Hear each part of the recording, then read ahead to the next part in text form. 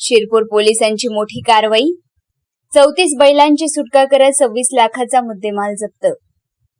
यवतमाळ जिल्ह्यातील शिरपूर पोलिसांनी अवैध गोवंश तस्करी करणाऱ्या एका मोठ्या टोळीचा पर्दाफाश केला आहे। या धडक कारवाईत 34 बैलांची सुटका करण्यात आली असून कंटेनरसह एकूण 26,80,000 रुपयाचा मुद्देमाल जप्त करण्यात आला आहे। या कारवाईमुळे गोवंश तस्करांच्या गोटात मोठी खळबळ उडाली आहे। नेमकी घटना काय?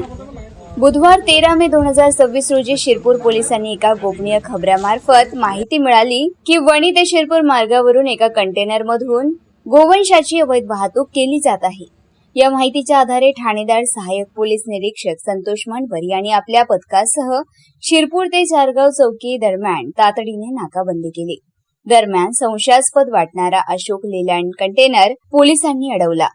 कंटेनरची झडती घेतली असता त्यामध्ये 34 बैल अत्यंत निर्दयीपणे आणि दाटीवाटीने बांधलेल्या अवस्थेत आढळून आले।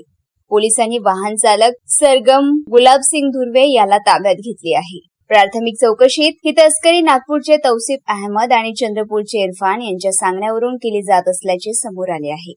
पोलिसांनी 20 लाख रुपये किमतीचा कंटेनर आणि 6,80,000 रुपये किमतीचे बैल असा एकूण 26,80,000 रुपयांचा मुद्देमाल जप्त केला आहे।